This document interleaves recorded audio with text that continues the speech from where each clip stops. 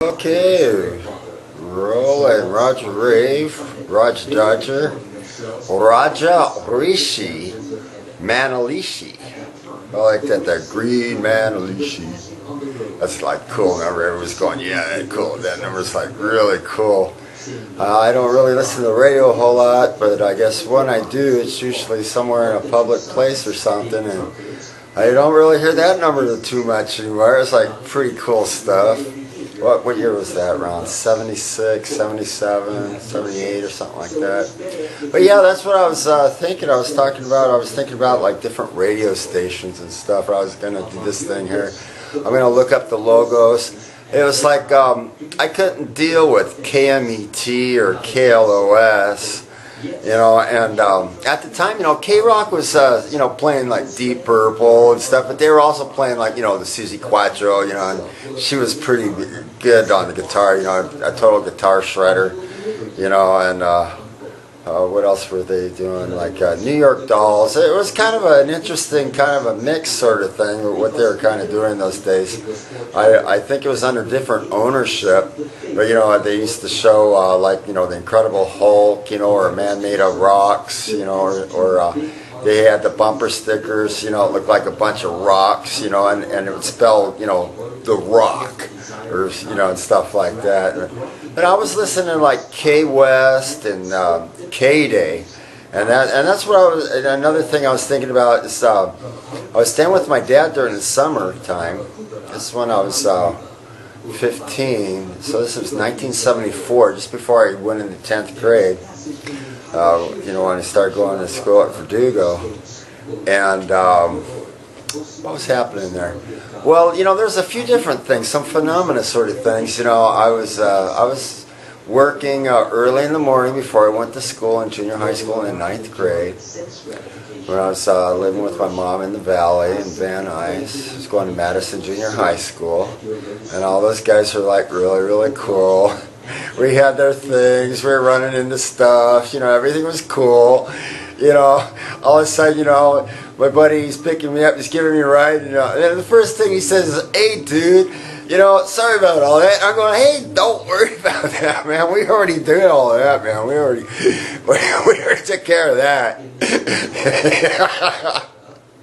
Yeah, it was like the fight of the century. It's like, what are they thinking? Who do they think I am? And I'm the one that was involved in the fight of the century of the school on the schoolyard for 2 years. That was me. Man, we were some pretty heavy duty guys, man. I said, "Hey, man, I heard you was tough." And I said, "Oh, me?" So that's the way all that stuff was kind of going and stuff. But yeah, that thing, I guess, yeah. Well, anyways, so I was working early in the morning before I go to school. We had a family business where I was doing janitorial buildings, where I did the Shakey's Pizza Parlor. That my stepfather Jack, he was the manager of the Shakey's Pizza Parlor. So I'd come in the evenings and bust tables and do two of the other office buildings. So we had like the 2 or 3 office buildings going, depending on what was happening. They'd drop us on one of the buildings and we'd pick it up again, because the other guy, wasn't making it or something. So we always ended up with the 3 buildings back anyways, But I do like one of the buildings in the morning, do Shakey's in the morning, and you're driving to school, and, for breakfast, for a quarter, you get that really cool cinnamon roll cake thing, and you get a carton of milk, and, lunch at the cafeteria and stuff. And then in the afternoon, I'd go home and take a nap, because I'd go back to work again in the evenings and bust tables at Shakey's and do the other 2 buildings. And then on the nights, it was like once a month or so, on the nights that we either shampooed carpets or that we mopped and stripped the floor, then that would be a midnighter, and on a school night, we didn't do that stuff on Fridays. Sometimes we do it on Saturday nights, but we really wanted to keep Friday nights open and the whole weekend open. My mother would like to do things like go to Busch Gardens go to Disneyland, Magic Mountain. She liked to go out, you know, and have family outings. You know, we went to Hollywood Wax Museum. You know, she liked to do things. You know, Disneyland. You know, we had our cousin over. You know, she's like my sister's sister. let's put it that way. My cousin and my sister, they're like sisters. So, you know, we went to Disneyland, we do things. So, you know, we really kept the weekends open. You know, she'd like to have Jack take her to Tijuana. We went to Las Vegas. You know, I used to save up all their quarters and stuff to go to Las Vegas. So anyways, I'd take a nap in the afternoon. And I never heard this before. I guess Goat's Head Soup had just come out. It was a brand new album. And I was, you know, I was taking a nap. I was dreaming. But I dreamt I met Angie.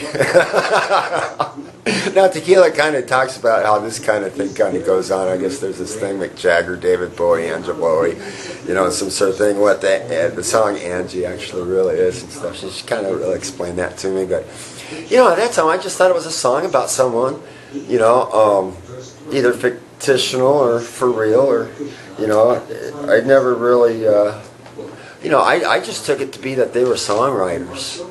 You know, all the different musicians, you know, if these are love songs. My Girl from Tokyo, I dug that one, Deep Purple, and, you know, Lucky Man by Emerson, Lake and Palmer. You know, I can imagine somebody out on the battlefield, you know, and I can imagine that, yeah, he's the lucky guy. He got off the roller coaster. He's off the merry-go-round, you know. Hey, you know, the Kasatra warriors, if they die on the battlefield, they achieve the heavenly planets.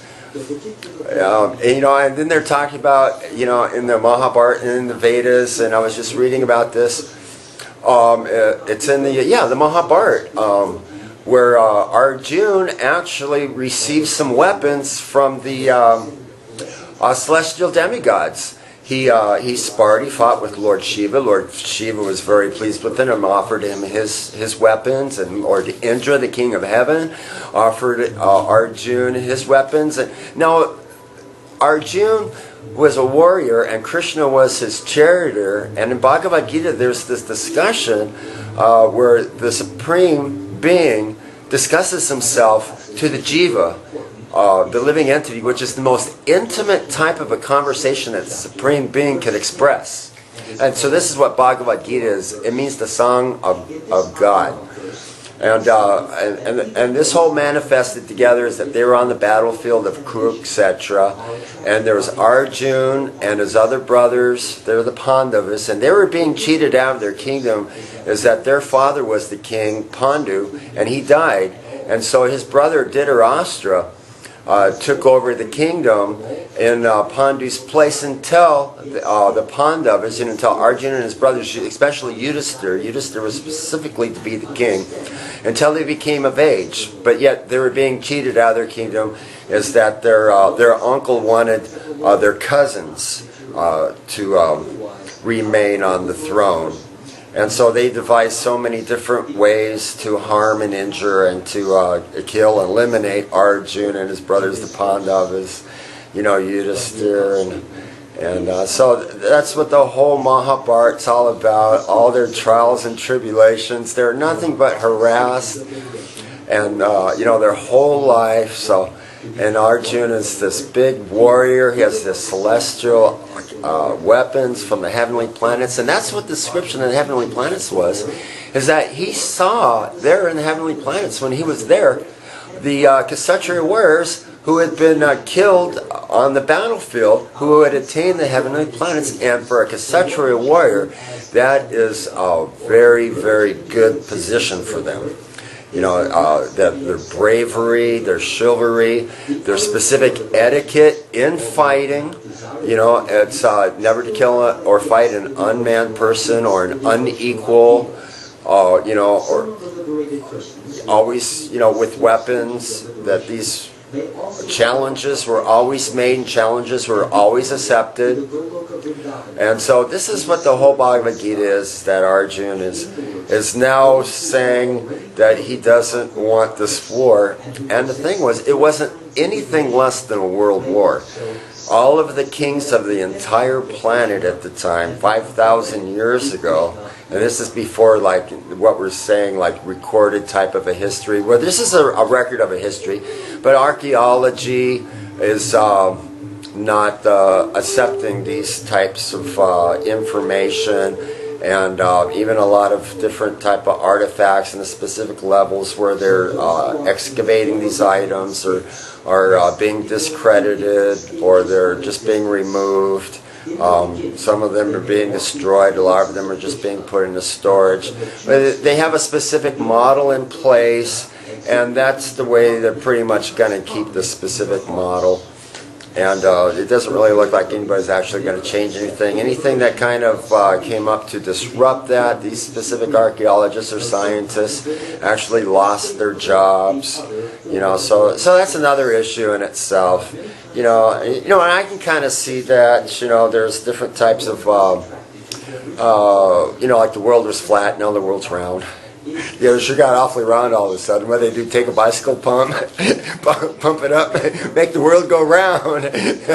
Well, I guess maybe it all did go around, but maybe it was a sphere, it was a flat there.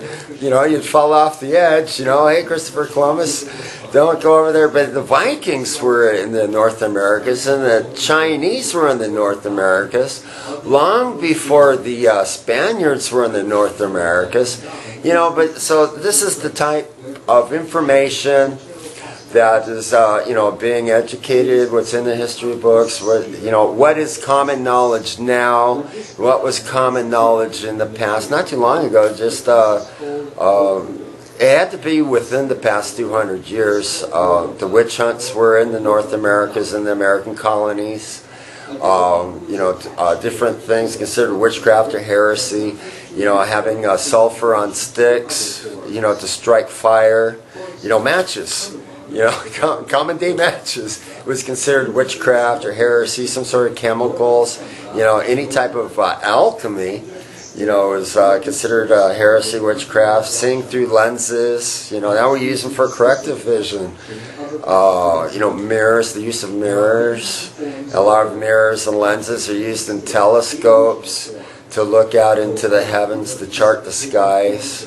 So, you know, these astronomers had to break down their equipment so they wouldn't be caught. So anyways, Arjun, his compassion, but he's a big warrior decorated with lots of weapons from the celestial heavenly planets. Even went to the heavenly planets and saw the Kshatriya warriors in all their full glory who had fallen on the battlefield. He and his brothers were practically almost the only ones. Hardly no one was on their side. All the other kings of all the planets were on the side of Dhritarashtra. They were literally against the whole world. It wasn't anything less than a world war. You got World War I, World War II. I don't know, did we already have World War III or not? What's coming up next? World War V already? Who knows? It's just so crazy and accelerated so much already. You know, it's like crazy. Who knows? You know, they're saying, what was it? Some terrorists or ISIS took over an airport, but another terrorist group had the airport before they occupied it, and who knows who had it before them. The whole place was all blown up already anyways. So they say, oh, an airport, and you know, of course they have planes in airports, so if you have airports, what are you going to do with the planes? You know, and so then they say, oh, the planes are going to be used in some terrorist attacks. So they picked up a whole bunch of leftover nuclear devices that we left laying around from the war, that we left laying around. So they picked those up and made dirty bombs with them, and they even have that missing plane from Malaysia. Now, I don't know how that one got in there. So they're saying, the plane's in the airport, the missing plane in Malaysia, they're going to be used with dirty bombs on an attack against America. And they came out with this information just before 9/11, 2014, and then Obama comes on television on, let's see, what was that, 9/11. So on September 10th, 2014, Obama came on television and kind of seemed to diffuse the whole thing, actually. But it seemed like, you know, there was some sort of thing like, you know, another attack on the anniversary of 9/11.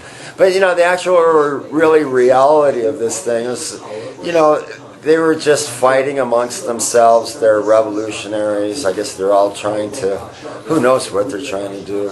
Somebody's trying, I guess they're all trying to take over the country or the government and be the government or something. But, you know, some sort of civil war, you know, against different groups or something. You know, revolutionary civil war.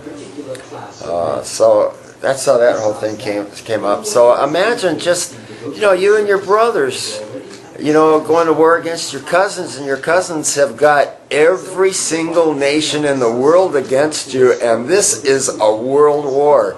You know, they did have atomic weapons. They're called Brahmastra weapons. These weapons were designed and to be used by mantra.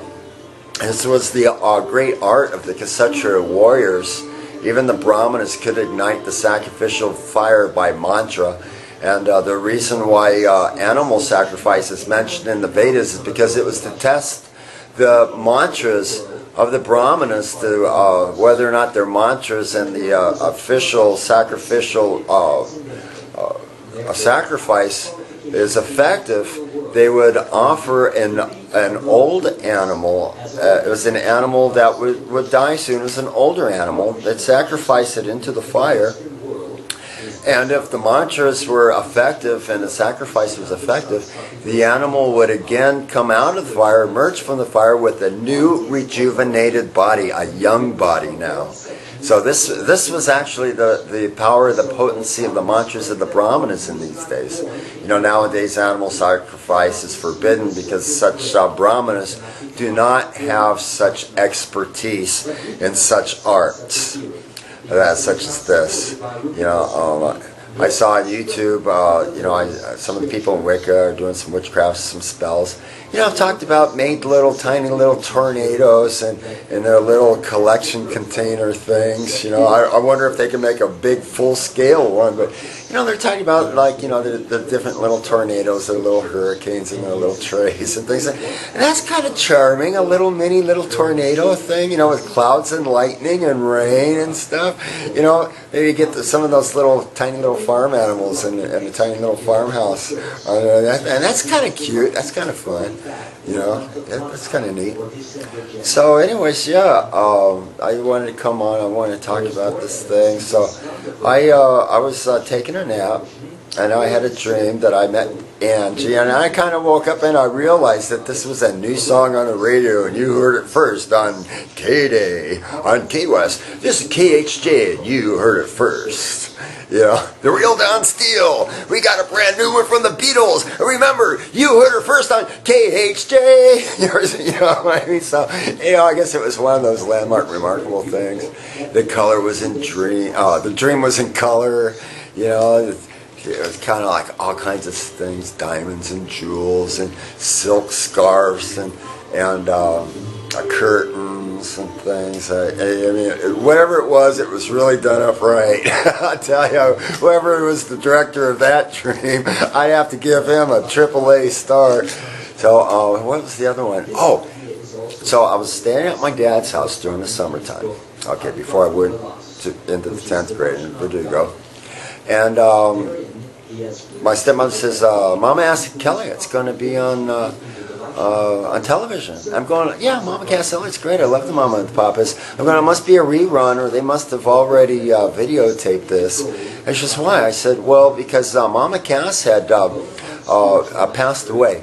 And she says, what? And I explained the details, is that what I heard when I was taking a nap was a radio broadcast, and it was on K-Day, is that Mama Cass Elliott had choked at a restaurant. Specifically, they mentioned the tuna fish sandwich. And my stepmother goes, no, she didn't. I'm going, I heard it on the radio. You know, and she's going, no. So anyways, about a week later, and it was like on the radio, we were listening to K-Earth. It was on the radio like every other special announcement or commercial was, you know, and it was a sad thing too.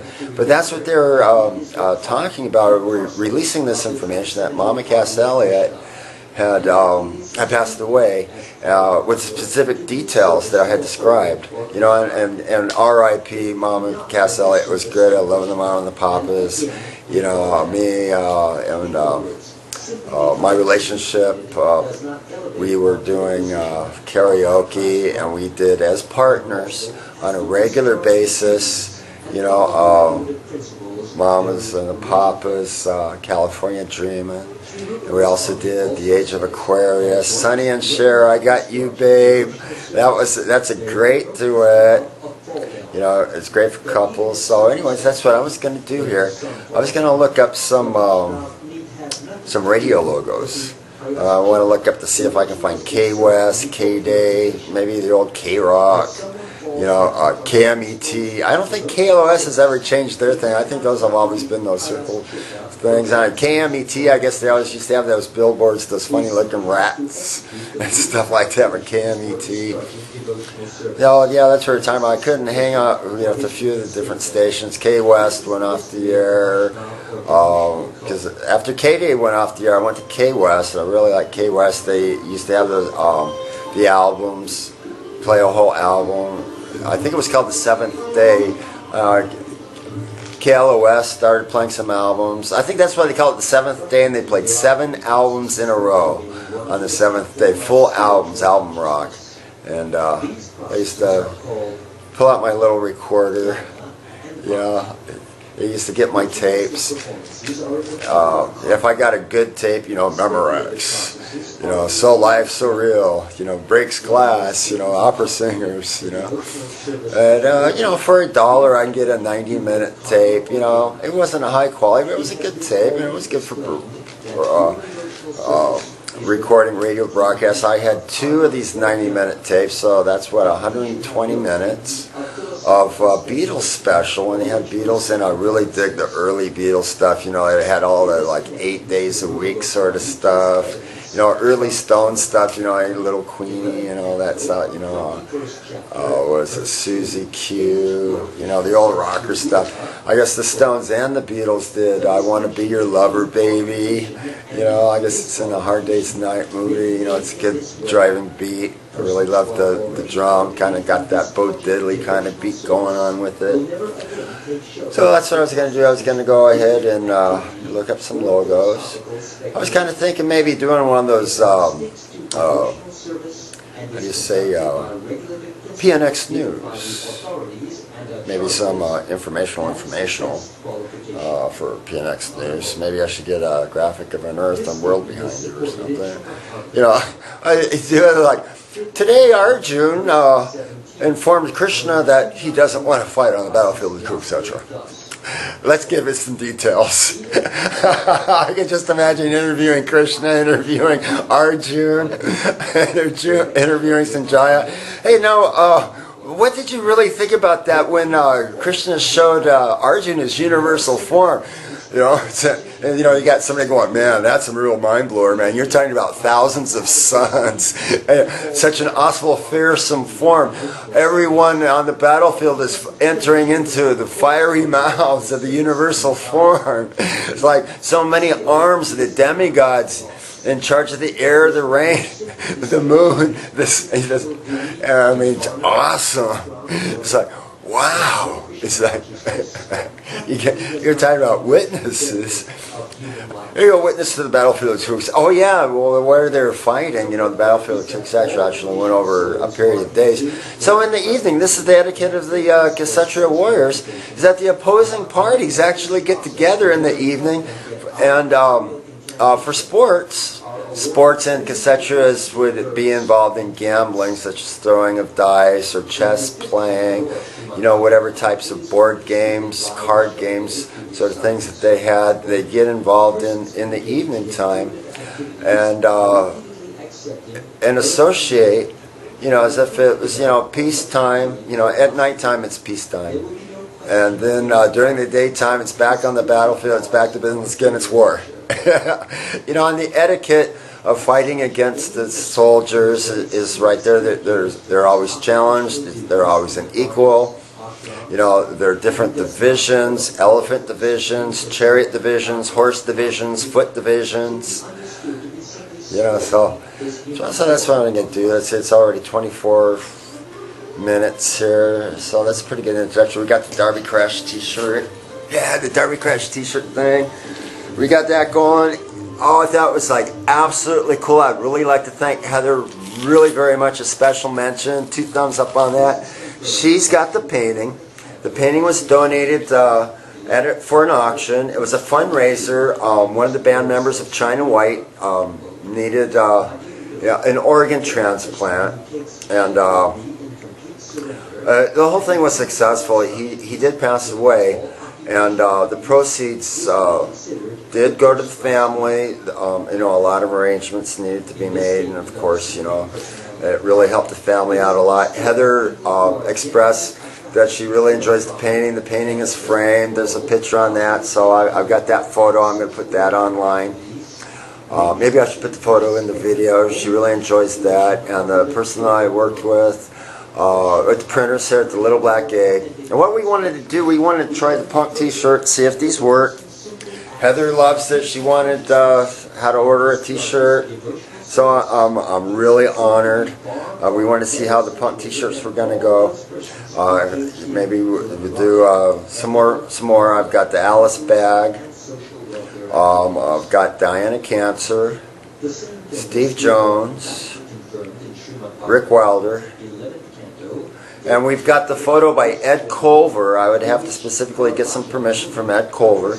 So Ed Culver, if you're watching and listening, maybe perhaps if you think this would be cool to do the painting that I did of Roz Williams on a t-shirt, maybe we can make some arrangements on that if you like. T-shirts being sold for $20. I have 2. They sent me these. These were for approval. My cost for the t-shirts would be $10. That's going to be my cost. I paid for the screens. These are my shirts. I got a good deal on these. They have the shirts on in-house. I think it's a really good idea that they're doing the order fulfillment on their website as well. Anyway, so the marketing is all taken care of. So that's where that all came in. I actually didn't. I got a very good deal on the shirts because they were already in-house, and so that's why they're hanging on the inventory. And I think this is a really good idea. Anyways, you know. I can still go ahead and, you know, do the Amazon account. You know, there's a lot of different avenues we can do, but it's not all about just, you know, just tell you the truth, I don't think I'm actually really making money on this.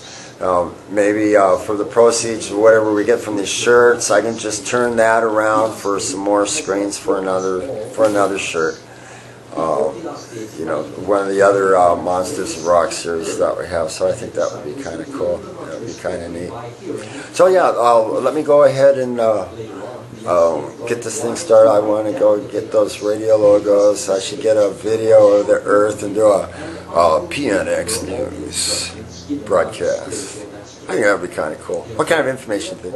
Oh yeah, there's been some erroneous reports about a heat wave, and some people actually thought it was hot. News on the home front, Taliban has declared defeat over. Now all you weirdos with detonators in your backpacks on our subways can now go home. How about that one? I like a bullet in the head. Did I ever do that one? I think I did bullet in the head at least. Don't shoot until you see the whites of their eyes. Don't shoot until you see... Where? Don't shoot. Well, at least they're white. Da-da-da-da-da-da. Okay, we'll be getting at you.